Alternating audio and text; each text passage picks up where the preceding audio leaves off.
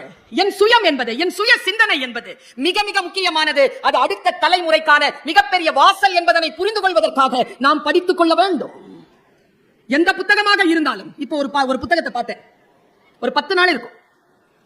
ஒரு பையன் கேட்கிறான், அம்மா கதை சொல்ல, அம்மா கதை சொல்ல. அம்மா கேட்கிறா, எந்த கதைடா சொல்ல? நான் பட்ட கதையை சொல்லவா, நான் படாத கதையை சொல்லவா? யாருக்கு தான் பட்ட கதை பிடிக்கும்?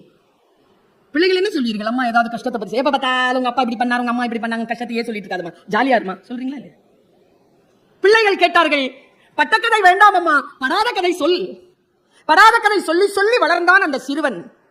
வளர்ந்து ஆளானதற்கு பிறகு தான் கேட்ட ஞானத்தை எல்லாம் வைத்து தன் ஊரும் தன் குடும்பமும் தன் முன்னோர்களும் பட்ட கதையை எழுதினான். எழுதியவன் பெயர் தேவி பாரதி. அவன் எழுதிய புத்தகத்தின் பெயர் நீர்வழிப்படுவோம். அந்த புத்தகம் சாகித்ய அகாடமி விருது பெற்றிருக்கிறது.